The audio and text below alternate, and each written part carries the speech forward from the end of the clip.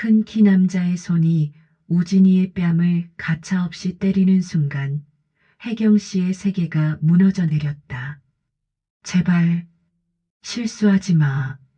라고 떨리는 목소리로 중얼거리는 우진이의 모습에서 이 아이가 겪어야 했던 지옥 같은 시간들이 한순간에 드러났다. 검은 승용차 남자들의 차가운 눈빛과 위협적인 분위기는 우진이를 공포로 떨게 만들었고 벗어날 수도 없어요라는 절망적인 고백이 혜경 씨의 가슴을 갈갈이 찢어 놓았다. 자신의 아들이 긴 세월 동안 이런 폭력과 두려움 속에서 살아왔다는 잔혹한 현실이 온몸을 얼어붙게 만들었다. 시청하시는 모든 분들, 사랑합니다. 혜경 씨는 오늘도 그 길을 지나갔습니다. 아들 우진이를 잃은 지 벌써 15년이 흘렀지만 매일 같은 시간에 같은 길을 걷는 것이 이제는 습관이 되어버렸죠.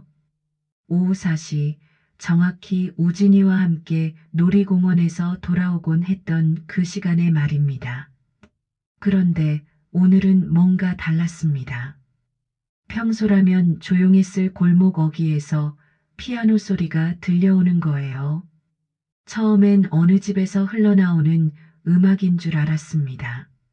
하지만 소리가 점점 가까워질수록 혜경 씨의 걸음은 멈춰서게 되었죠.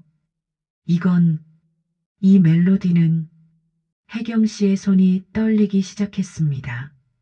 너무나 익숙한 선율이었거든요. 15년 전 우진이가 마지막으로 집에서 쳤던 그 피아노 곡이었습니다. 7살이던 우진이가 처음으로 만든 곡이라며 자랑스럽게 들려주던 바로 그 멜로디였어요. 발걸음을 재촉해 모퉁이를 돌아서자 믿을 수 없는 광경이 펼쳐졌습니다. 길가에 낡은 피아노 한 대가 놓여 있었고 그 앞에서 한 청년이 연주를 하고 있었어요. 22살 정도로 보이는 남자였습니다. 헝클어진 머리카락 때 묻은 옷차림이었지만 피아노를 치는 손놀림만큼은 완벽했죠. 혜경 씨는 숨을 제대로 쉴 수가 없었습니다. 청년의 옆모습이 어른이 된 우진이의 모습과 겹쳐 보였거든요. 특히 피아노에 집중할 때 살짝 고개를 기울이는 습관까지 똑같았어요. 콧날의 생김새, 손가락의 모양, 심지어 앉은 자세까지 모든 것이 우진이를 닮아 있었습니다.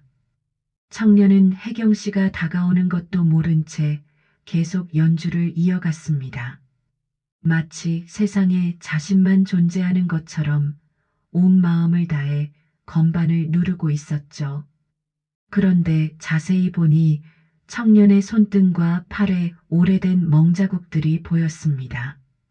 최근 것도 있고 아물다 만 상처들도 있었어요.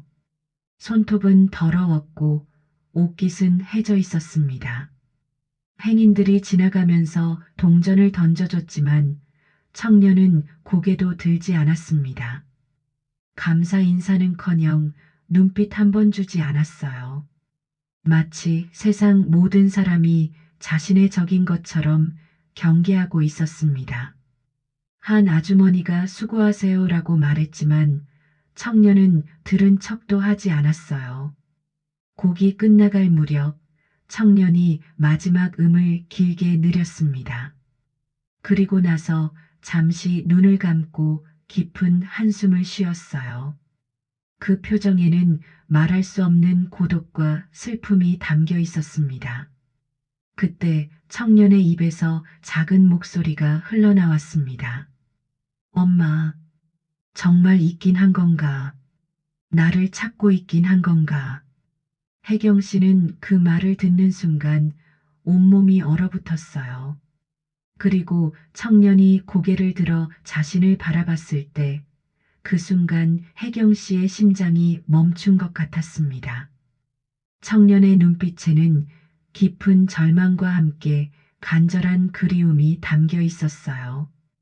마치 평생 누군가를 기다려온 사람의 눈빛 같았습니다. 우진아. 혜경 씨의 입술에서 간신히 아들의 이름이 흘러나왔습니다. 청년이 혜경 씨를 바라보는 순간 잠깐 뭔가 알 수 없는 감정이 그의 눈에 스쳤습니다. 놀람인지 혼란인지 아니면 희망인지 알 수 없는 복잡한 감정이었어요. 하지만 곧 경계심으로 바뀌었습니다. 뭐야? 또 구경꾼인가? 청년이 중얼거렸습니다. 목소리는 거칠었지만 어딘가 상처받은 아이 같은 떨림이 있었어요. 그 순간 온 세상이 빙빙 돌기 시작했고 혜경 씨는 그대로 바닥에 쓰러지고 말았습니다. 청년은 당황해서 혜경 씨 곁으로 달려왔어요. 야, 할머니, 괜찮아? 거친 말투였지만 목소리에는 진심 어린 걱정이 담겨 있었습니다. 청년이 혜경 씨를 부축하는 손길은 의외로 따뜻했어요. 주변 사람들이 몰려들기 시작했고 누군가가 119에 신고했습니다.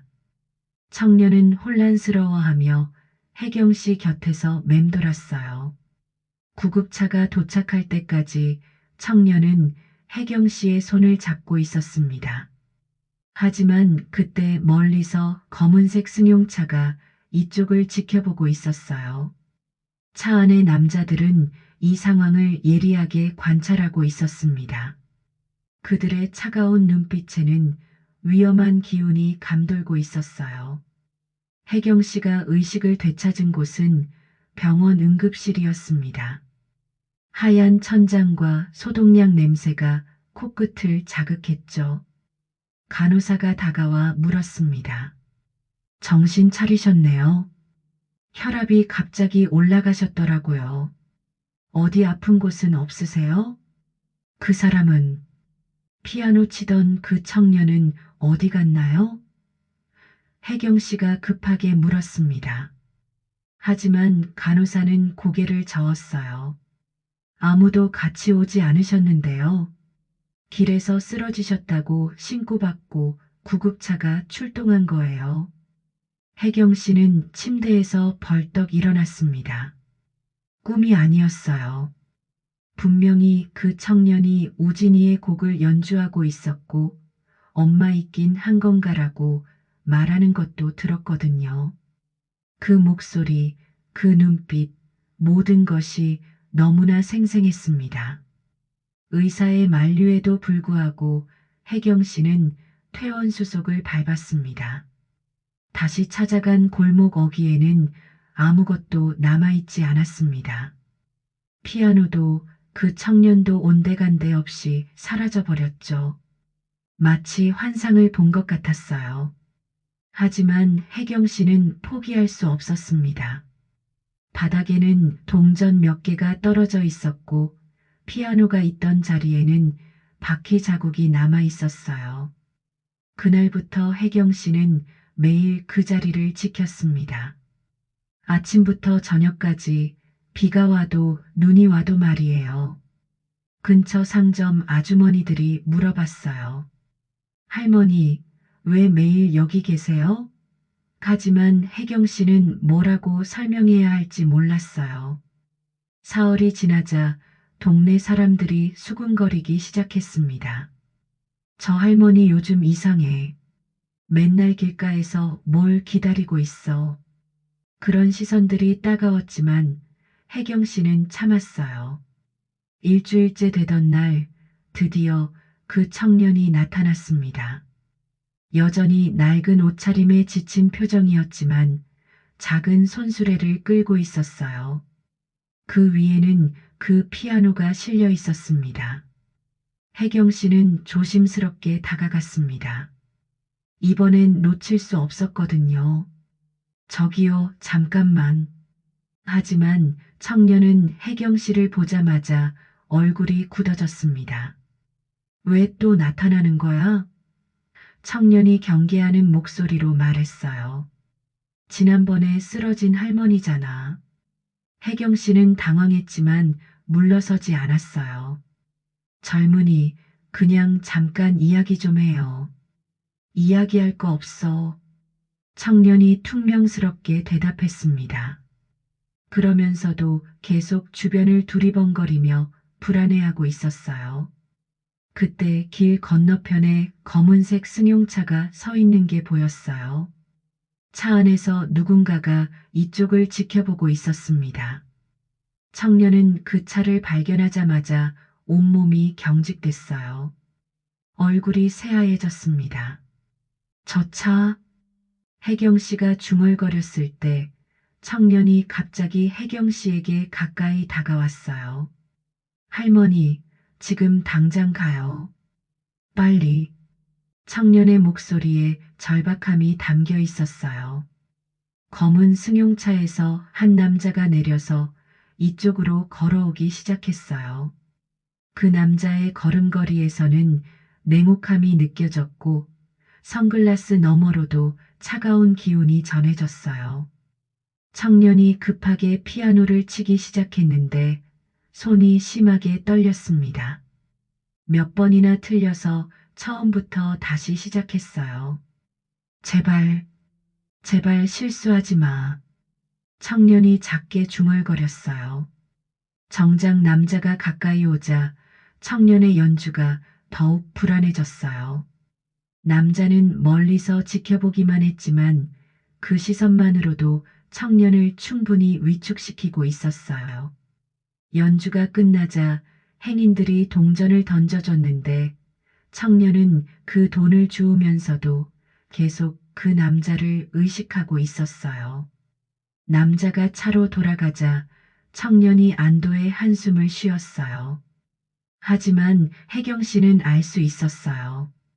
이 청년이 무언가 위험하고 무서운 상황에 얽혀 있다는 것을 말이에요. 그 남자들의 눈빛에서 범상치 않은 기운이 느껴졌거든요. 쟁은이, 혹시 그 사람들 때문에 힘든 일이 있나요? 혜경 씨가 조심스럽게 물었어요. 청년이 잠깐 혜경 씨를 바라보더니 쓴웃음을 지었어요. 상관없어요. 어차피 벗어날 수도 없어요. 그 말 속에 담긴 절망감이 혜경 씨의 가슴을 아프게 했습니다. 그날 밤 혜경 씨는 잠들 수 없었습니다. 그 청년의 두려워하는 모습과 검은 승용차 남자들의 차가운 기운이 계속 머릿속에서 떠나지 않았거든요. 분명히 위험한 사람들이었어요. 다음 날 아침 혜경 씨는 더 일찍 그 자리로 갔습니다. 이번엔 좀 더 멀리서 상황을 지켜보려고 했어요. 근처 카페에 앉아서 창문 너머로 그곳을 주시했습니다. 10시쯤 청년이 나타났습니다. 어제보다 상태가 훨씬 심각해 보였어요. 얼굴 곳곳에 새로운 멍자국이 생겨 있었고 입술도 터져 있었습니다. 걸음걸이도 어색했어요. 분명히 어디선가 심하게 맞은 것 같았습니다. 청년은 피아노를 내려놓고 연주를 시작했는데 손가락이 자꾸 떨렸습니다. 몇 번이나 틀려서 처음부터 다시 시작했어요. 그럴 때마다 자기 자신의 허벅지를 꼬집으며 작게 중얼거렸습니다. 집중해. 또 틀리면 안 돼. 행인들이 지나가면서 동전을 던져줬지만 청년은 여전히 무뚝뚝했습니다. 한 중년 남자가 고생하네요라고 말했지만 청년은 아무 대답도 하지 않았습니다. 또 다른 할머니가 다가와서 말했어요. 얘야, 인사는 해야지. 청년이 그 할머니를 올려다봤어요. 왜요? 구걸하는 게 아닌데요. 목소리에 적대감이 담겨 있었습니다. 11시가 되자 어제 그 검은 승용차가 나타났습니다. 이번엔 두 명의 남자가 차에서 내렸어요. 큰 키 남자와 선글라스를 낀 남자였습니다. 둘 다 얼굴에 흉터가 있었고 걸음걸이에서 위험한 기운이 물씬 풍겼어요. 큰 키 남자가 청년에게 다가갔습니다. 말 한마디 없이 손을 내밀었어요. 청년이 주머니에서 동전들을 꺼내 떨리는 손으로 올려놓았습니다. 남자가 그 돈을 대충 보더니 불만스러운 표정을 지었어요. 이게 다야? 목소리가 낮고 위협적이었습니다. 사람들이 별로 안 지나가서 청년이 작은 목소리로 변명했어요. 그 말이 끝나기도 전에 남자가 갑자기 청년의 뺨을 세게 때렸습니다. 찰싹 소리가 카페까지 들렸어요. 청년이 비틀거렸지만 넘어지지는 않았어요. 그냥 고개를 숙인 채 서 있었습니다. 마치 맞는 것에 익숙해진 것 같았어요. 변명하지 마. 남자가 청년의 목덜미를 잡고 위협적으로 속삭였어요. 오늘 밤 더 받아올 거야. 알았지? 혜경 씨는 더 이상 참을 수 없었습니다. 카페를 뛰쳐나가 소리쳤어요. 그만하세요. 어떻게 사람을 그렇게 때릴 수 있어요? 두 남자가 혜경 씨를 돌아봤어요. 큰 키 남자의 눈빛이 순간 차가워졌습니다. 할멈 꺼져. 말투가 험악했어요. 뭐라고요? 혜경 씨가 분노해서 말했어요. 그때 청년이 갑자기 소리쳤어요. 가세요. 빨리. 가지만 그 목소리에는 혜경 씨를 걱정하는 마음이 담겨 있었어요. 선글라스 남자가 혜경 씨에게 한 걸음 다가왔어요. 할멈, 여기서 뭘 봤는지 모르겠지만 목소리가 얼음처럼 차가웠어요. 입 다물고 꺼지는 게 좋을 거야. 혜경 씨는 그 남자의 눈빛을 보고 소름이 돋았어요. 진짜 위험한 사람들이었습니다. 도와준다고? 청년이 쓴웃음을 지었어요. 아무도 저를 도와줄 수 없어요. 이 사람들이 너무 무서워요. 큰 키 남자가 비웃었어요. 그래, 이 녀석은 우리 없으면 굶어 죽어. 청년은 주먹을 꽉 쥐고 서 있었어요. 분노와 무력감이 뒤섞인 표정이었습니다. 그때 청년이 피아노 뚜껑에 손을 올려놓았는데 혜경 씨의 눈에 뭔가 특별한 것이 보였습니다. 뚜껑 안쪽에 희미하게 글씨 같은 것이 적혀 있었어요. 하지만 남자들의 위압적인 분위기 때문에 더 자세히 볼 수는 없었어요. 다음 날 혜경 씨는 평소보다 더 일찍 나와서 같은 카페에 앉았습니다. 어제 본 그 글씨가 계속 신경 쓰였거든요. 그리고 그 무서운 남자들로부터 청년을 어떻게든 도와야겠다는 생각도 들었어요. 청년이 나타났을 때 혜경 씨는 깜짝 놀랐습니다. 상태가 어제보다 훨씬 심각해 보였거든요. 얼굴 전체가 부어 있었고 목 부분에도 새로운 멍이 생겨 있었어요. 손가락도 붕대를 감고 있었습니다. 청년이 피아노를 설치하는 모습을 보니 더욱 안타까웠어요. 혼자서 무거운 피아노를 끌고 다니느라 온몸이 상처투성이었거든요. 그런데도 아무도 도와주지 않았어요. 피아노를 제자리에 놓고 뚜껑을 열자 혜경 씨는 더 자세히 볼 수 있었습니다.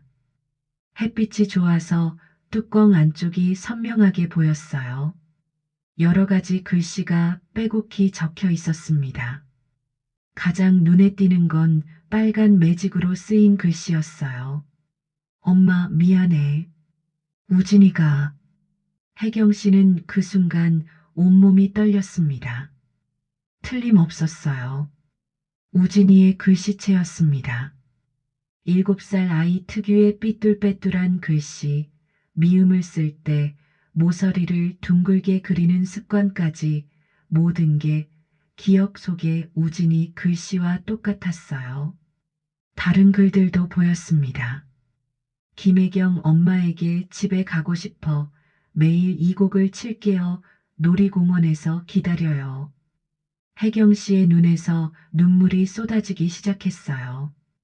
우진이가 15년 동안 자신을 기다리며 이런 메시지를 남겼던 거군요. 청년이 연주를 시작했는데 오늘은 평소와 달랐습니다. 중간중간 멈췄다가 다시 시작하곤 했어요. 이 부분이 어떻게 치는 거였지? 청년이 혼잣말을 했어요. 왜 자꾸 다른 기억이 떠오르지? 놀이동산, 회전목마.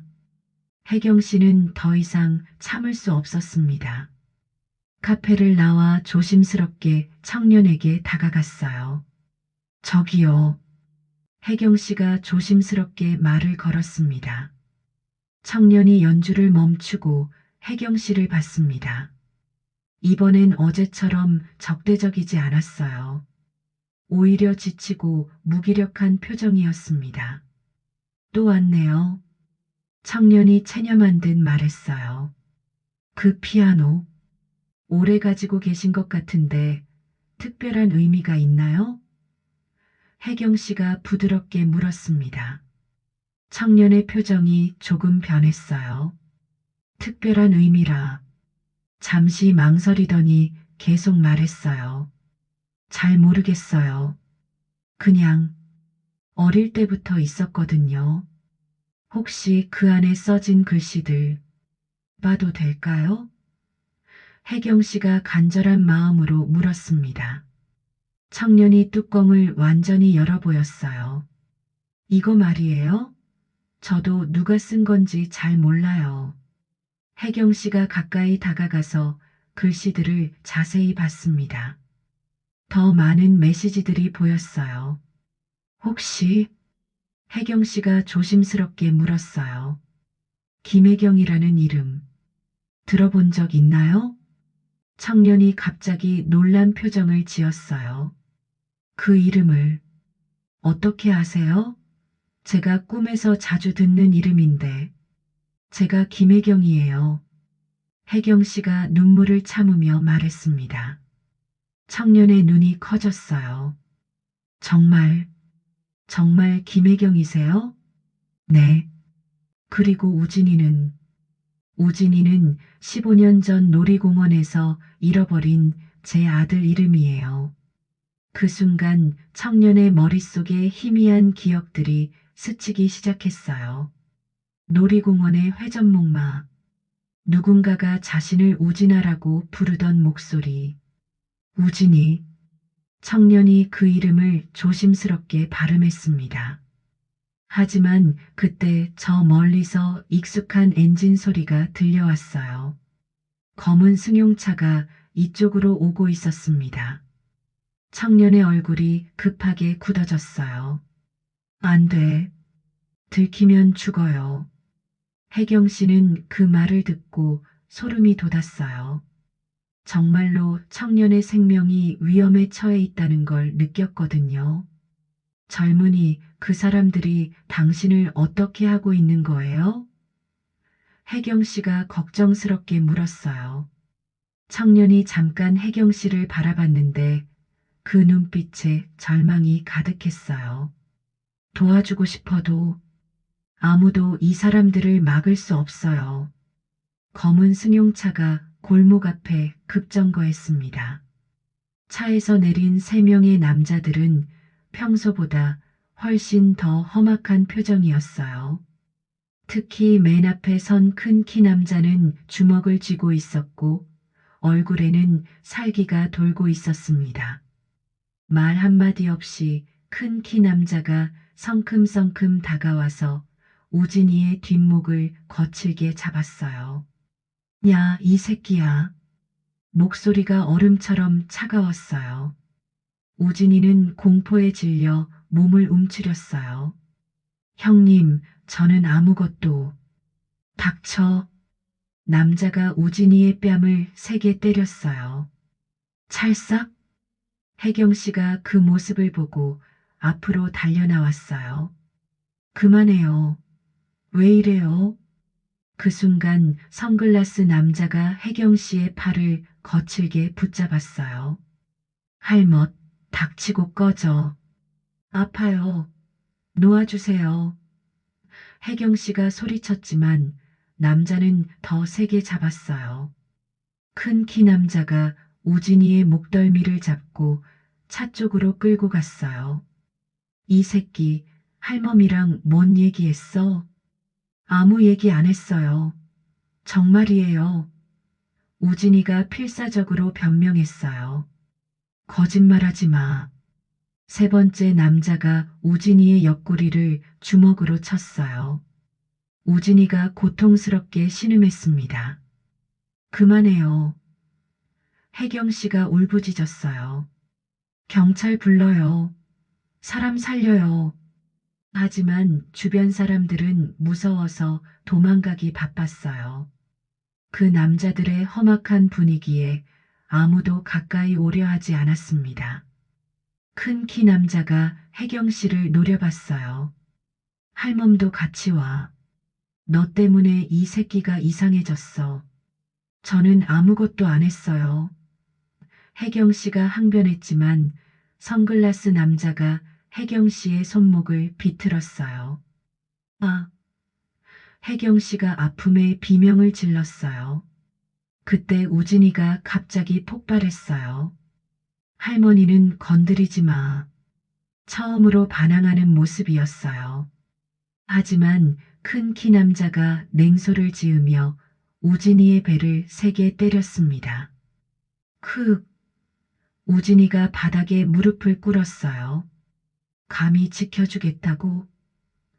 남자가 우진이의 머리채를 잡고 들어올렸어요. 내가 뭔데? 그만해. 제발. 혜경 씨가 눈물을 흘리며 애원했어요. 세 번째 남자가 혜경 씨에게 다가와서 위협적으로 속삭였어요. 할멈, 입 다물어. 안 그러면 이 새끼 죽어. 그 순간 우진이의 머릿속에 더 선명한 기억들이 떠올랐어요. 놀이공원에서 이 사람들에게 끌려갔던 그날. 엄마를 부르며 울던 기억. 그리고 15년 동안 당한 모든 폭력들. 엄마. 우진이가 혜경 씨를 바라보며 중얼거렸어요. 큰 키 남자의 얼굴이 굳어졌어요. 뭐라고 했어? 이 할머니가 정말 제 엄마인 것 같아요. 우진이가 떨리는 목소리로 말했어요. 선글라스 남자가 급하게 동료들과 눈빛을 주고받았어요. 뭔가 심상치 않은 분위기였습니다. 야, 헛소리 하지 마. 큰 키 남자가 우진이를 다시 때리려 했어요. 하지만 우진이는 더 이상 예전처럼 당하고만 있지 않았어요. 저에게 진짜 엄마가 있었어요. 놀이공원에서. 닥쳐. 세 번째 남자가 우진이의 입을 막으려 했지만 우진이는 계속 소리쳤어요. 김혜경, 제 엄마 이름이 김혜경이에요. 그 순간 세 남자 모두의 얼굴이 창백해졌어요. 서로 당황한 눈빛을 주고받았습니다. 큰 키 남자가 급하게 전화를 걸었어요. 형님, 급한 일이 생겼습니다. 네, 그 이름이. 지금 당장 와야 할 것 같습니다. 혜경 씨는 그들의 반응을 보며 더욱 확신했어요. 이들이 우진이를 15년 동안 감금해온 범죄자들이라는 것을 말이에요. 선글라스 남자가 주변을 둘러보더니 말했어요. 여기서는 안 돼. 사람들이 너무 많아. 차에 태워. 큰 키 남자가 명령했어요. 세 번째 남자가 우진이의 팔을 비틀어 올리며 차로 끌고 갔어요. 조용히 따라와. 소리 지르면 할멈이 죽어. 혜경 씨도 선글라스 남자에게 억지로 끌려갔어요. 도와주세요. 사람 살려요. 하지만 주변 사람들은 무서워서 아무도 나서지 못했어요. 그 남자들의 험악한 기운에 압도당해 있었거든요. 우진이가 차에 태워지면서 마지막으로 소리쳤어요. 이 사람들이 저를 15년 동안 감금했어요. 놀이공원에서 납치했어요. 하지만 이미 늦었어요. 검은 승용차가 요란한 소리를 내며 사라져갔습니다. 검은 승용차는 도심 외곽의 허름한 건물 앞에 멈췄습니다. 3층짜리 낡은 상가 건물이었는데 1층은 폐업한 가게들이고 2-3층은 사무실로 보였어요. 하지만 그 사무실의 정체는 전혀 달랐습니다. 남자들이 혜경 씨와 우진이를 건물 안으로 거칠게 밀어 넣었어요. 엘리베이터를 타고 3층에 올라가니 복도 끝 철문이 보였습니다. 그 철문 안쪽이 바로 그들의 아지트였어요. 문이 열리자 담배 연기가 자욱한 방이 나타났습니다. 소파에는 40대 후반으로 보이는 남자가 앉아 있었어요. 얼굴에 큰 흉터가 있고 눈빛이 차가운 사람이었습니다. 바로 조직의 두목이었어요. 형님 데려왔습니다. 큰 키 남자가 고개를 숙이며 말했어요. 두목이 담배를 빨면서 혜경 씨와 우진이를 천천히 훑어봤어요. 이 할멈이 문제를 일으킨 거야? 네. 우진이가 이 할멈 만나고 나서 이상해졌어요. 두목의 눈빛이 더욱 차가워졌어요. 우진이라고? 그 이름을 누가 불렀어? 혜경 씨가 용기를 내어 말했어요. 저예요. 이 아이가 제 아들이에요. 두목이 비웃었어요. 아들, 할멈, 정신이 나갔나? 15년 전 놀이공원에서 잃어버린 제 아들이에요. 여기 있는 우진이가 맞아요. 그 말을 들은 두목의 표정이 순간 변했어요. 뭔가 예상치 못한 일이 벌어진 거였죠. 민수야. 두목이 우진이를 불렀어요. 이 할멈 말이 사실이야? 우진이가 떨리는 목소리로 대답했어요. 저도 잘 모르겠어요. 하지만 이 할머니를 보면 이상한 기분이 들어요. 이상한 기분? 따뜻하고 그리워요. 마치 정말 오랫동안 기다렸던 사람 같아요. 두목이 자리에서 일어나더니 우진이에게 다가갔어요. 너는 민수야. 15년 전부터 우리가 키웠잖아. 하지만 제가 기억하는 건 우진이가 말하려 했지만 두목이 우진이의 뺨을 세게 때렸어요. 기억? 뭘 기억한다는 거야? 놀이공원, 회전목마, 그리고 누군가가 저를 우진이라고 부르던 두목의 얼굴이 점점 굳어졌어요. 그런 기억은 꿈이야. 착각이고 혜경 씨가 참지 못하고 소리쳤어요. 착각이 아니에요. 이 아이는 정말 제 아들이에요. 두목이 혜경 씨를 노려봤어요. 할멈, 여기가 어딘 줄 알고 소리야? 선글라스 남자가 두목에게 귓속말했어요. 형님, 이거 정말 문제가 될 수 있어요. 만약 경찰이 닥쳐. 두목이 부하를 제지했어요. 그때 우진이가 갑자기 머리를 감싸며 고통스러워했어요. 아, 머리가 더 많은 기억이 떠올라요. 뭐가 떠오른다는 거야? 두목이 위협적으로 물었어요. 그날 놀이공원에서 화장실 간다고 엄마가 잠깐 자리를 비웠을 때 낯선 아저씨들이 와서 두목의 얼굴이 완전히 굳어졌어요. 그만해. 하지만 우진이는 멈추지 않았어요. 저를 억지로 차에 태웠어요. 엄마를 찾으며 울었는데 그만하라고. 두목이 소리쳤어요. 혜경 씨가 눈물을 흘리며 말했어요. 맞아요, 우진아. 그날이 마지막이었어. 엄마가 화장실에서 나왔을 때 너는 이미 두목이 큰 키 남자에게 눈짓했어요. 그러자 남자가 혜경 씨의 입을 막았습니다. 이 할멈 때문에 민수가 이상해졌어. 두목이 차가운 목소리로 말했어요. 처리해야겠어. 우진이가 그 말을 듣고 공포에 질렸어요. 안 돼요. 할머니는 건드리지 마세요. 할머니? 두목이 비웃었어요. 너한테는 할머니도 없고 엄마도 없어. 우리만 있을 뿐이야. 하지만 우진이는 더 이상 그들의 말에 굴복하지 않았어요. 15년 만에 찾은 희망을 포기할 수 없었거든요. 아니에요. 저에게는 진짜 엄마가 있어요. 우진이가 소리쳤어요. 그 순간 두목이 권총을 꺼내 들었어요. 그러면 이 할멈이 죽어도 상관없겠네? 혜경 씨와 우진이 모두 공포에 질렸어요. 상황이 돌이킬 수 없이 악화되고 있었습니다. 두목이 권총을 혜경 씨의 머리에 겨누는 순간 우진이가 절망적으로 소리쳤어요. 안 돼요. 제발. 그럼 이 할멈이 누구냐고? 두목이 차가운 목소리로 물었어요. 우진이는 울면서 대답했어요. 모르겠어요. 하지만 이 할머니를 보면 가슴이 따뜻해져요. 15년 동안 느껴본 적 없는 감정이에요. 혜경 씨가 눈물을 흘리며 우진이를 바라봤어요.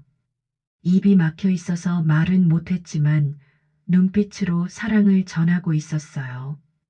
그때 갑자기 건물 아래에서 사이렌 소리가 들려왔어요. 경찰차들이 도착한 것 같았습니다. 두목의 얼굴이 일그러졌어요. 뭐야? 누가 신고했어?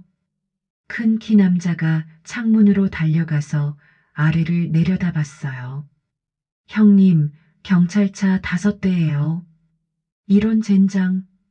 두목이 권총을 내리며 부하들에게 소리쳤어요. 뒷문으로 빠져. 선글라스 남자가 급하게 말했어요. 형님, 이 둘은 어떻게 해요? 두목이 잠깐 생각하더니 말했어요. 일단 데리고 가. 인질로 쓸 수 있어. 하지만 그때 철문이 크게 열리며 무장한 경찰들이 들이닥쳤어요. 경찰이다. 모두 손들어. 총을 든 경찰관들이 방 안으로 쏟아져 들어왔습니다. 조직원들은 순식간에 포위당했어요. 형님, 큰 키 남자가 권총을 뽑으려 했지만 경찰이 더 빨랐어요. 총 버려. 손머리 위로. 두목이 마지막까지 저항하려 했지만 이미 늦었어요. 순식간에 제압당했습니다. 박 형사가 혜경 씨와 우진이에게 다가왔어요.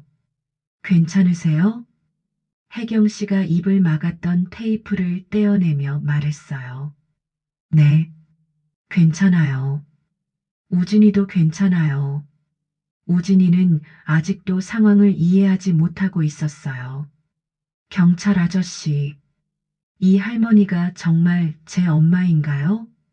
박 형사가 우진이를 부드럽게 바라봤어요. 유전자 검사를 해봐야 확실히 알 수 있지만 정황상 그럴 가능성이 매우 높아요. 두목이 수갑을 차면서도 끝까지 악을 썼어요. 이 새끼는 우리가 15년 동안 키웠어. 우리 거야. 박 형사가 냉정하게 대답했어요. 15년 전 놀이공원 CCTV를 다시 확인했습니다. 김우진 군을 억지로 끌고 간 장면이 선명하게 나와 있어요. 그 말을 들은 우진이가 더욱 혼란스러워했어요. 김우진, 그게 정말 제 이름인가요? 혜경 씨가 우진이에게 다가가서 꼭 안았어요. 그래, 우진아. 내가 바로 엄마의 우진이야. 엄마. 우진이가 그 단어를 조심스럽게 발음했어요. 정말 정말 제 엄마예요? 혜경 씨의 눈에서 눈물이 쏟아져 내렸어요. 그래, 우진아. 엄마가 15년 동안 너를 찾았어. 우진이도 눈물을 흘리기 시작했어요. 저도, 저도 엄마를 기다렸어요. 매일 피아노를 치면서 박 형사가 조직원들을 체포하면서 설명했어요. 이들은 아동 착취 조직입니다. 15년 전부터 여러 아이들을 납치해서 강제로 국어를 시켜왔어요. 혜경 씨가 분노하며 물었어요. 다른 아이들은 어떻게 됐나요? 6명이 더 있었는데 이미 모두 가족들과 만났습니다. 우진 군이 마지막이었어요. 우진이가 떨리는 목소리로 물었어요. 이제 정말 집에 갈 수 있는 건가요? 혜경 씨가 우진이를 더 꼭 안았어요. 그럼 우리 집에 가자. 내 방도 그대로 있어. 며칠 후 유전자 검사 결과가 나왔습니다. 99.9% 친자 관계가 확인됐어요. 박 형사가 최종 보고를 했어요. 조직원들은 모두 중형을 받게 될 예정입니다. 우진 군은 이제 완전히 자유해요. 우진이가 혜경 씨를 바라보며 말했어요. 엄마, 정말 죄송해요. 그동안 알아보지 못해서 미안할 거 없어, 우진아. 이제 우리 함께 새로운 시작을 하자. 하지만 트라우마가 하루아침에 사라질 수는 없었어요. 우진이에게는 긴 치유의 시간이 필요했습니다. 집으로 돌아온 지 석 달이 지났습니다. 우진이는 여전히 적응하는 중이었어요. 처음 한 달은 정말 힘들었습니다. 우진이는 밤마다 악몽을 꾸었어요. 때리지 마. 돈 더 벌어와. 그 같은 소리를 지르며 깨어나곤 했죠. 혜경 씨는 그때마다 우진이 곁에서 달래줬어요. 괜찮아, 우진아.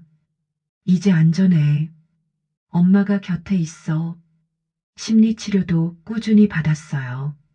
상담사는 말했습니다. 심각한 트라우마지만 회복 가능성은 충분합니다. 가족의 사랑이 가장 큰 치료제가 될 거예요. 두 번째 달부터는 조금씩 나아지기 시작했어요. 우진이가 웃는 모습을 보이기 시작했거든요. 엄마, 이 음식 정말 맛있어요.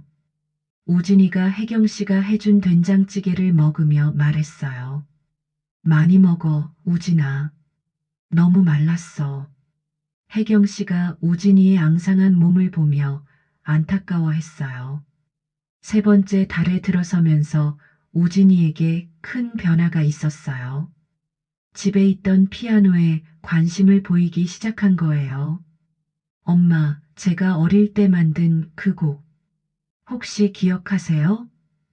우진이가 조심스럽게 물었어요. 물론이지. 엄마가 어떻게 잊어? 우진이가 처음 만든 소중한 곡이잖아. 우진이가 천천히 피아노 앞에 앉았어요. 손이 떨렸지만 용기를 내어 건반을 눌렀습니다. 놀랍게도 예전과는 완전히 다른 느낌의 연주였어요. 슬픔과 고통이 아닌 희망과 사랑이 담긴 선율이었습니다. 이 곡을 새롭게 만들고 싶어요. 우진이가 말했어요. 고통의 기억이 아니라 사랑의 기억으로요. 혜경 씨가 우진이 옆에 앉았어요. 그래, 우리 함께 만들어 보자. 우진이의 연주가 계속됐어요. 같은 멜로디였지만 완전히 새로운 곡이 되었습니다. 제목을 뭘로 할까요? 혜경 씨가 물었어요. 우진이가 잠시 생각하더니 말했어요. 엄마에게 돌아가는 길은 어떨까요? 정말 아름다운 제목이네. 하지만 아직도 완전히 회복된 건 아니었어요. 가끔 우진이는 갑자기 불안해하거나 위축되는 모습을 보였습니다. 엄마, 혹시 저를 다시 잃어버리면 어떡해요? 우진이가 걱정스럽게 물었어요. 그런 일 절대 없어. 엄마가 평생 내 곁에 있을 거야. 정말이요? 정말이야. 우리 다시는 떨어지지 말자. 어느 날 우진이가 혜경 씨에게 말했어요. 엄마, 저도 다른 아이들을 도와주고 싶어요. 저처럼 힘든 상황에 있는 아이들이 있다면요. 혜경 씨는 그 말을 듣고 눈물이 났어요. 그렇게 고통스러운 경험을 했으면서도 다른 사람을 생각하는 우진이가 자랑스러웠거든요. 우진아, 내가 완전히 회복되면 함께 그런 일을 해보자. 네, 엄마. 계절이 바뀌고 우진이와 혜경 씨는 서로에게 적응해 가고 있었어요. 긴 세월의 공백을 메워가는 중이었습니다. 어느 저녁 우진이가 다시 피아노 앞에 앉았어요. 이번엔 두려움 없이 기쁨으로 말이에요. 엄마, 우진이가 부드럽게 불렀어요. 응, 우진아. 사랑해요. 나도 사랑해, 우진아. 피아노 선율이 집안을 가득 채웠어요. 그 멜로디는 헤어진 시간의 그리움과 기다림, 그리고 마침내 이루어진 기적 같은 재회의 이야기였습니다. 완전한 치유까지는 아직 시간이 더 필요했지만 이제 그들에게는 희망이 있었어요. 서로에 대한 사랑과 함께 만들어갈 새로운 추억들이 말이에요. 세상 어딘가에서 아직도 가족을 그리워하며 기다리고 있을 누군가에게 이 이야기가 희망의 메시지가 되기를 바라면서 말이에요. 재미있었다면 박수 짝짝, 눈치 보지 말고 좋아요. 꼭 다음 편에서 또 만나요.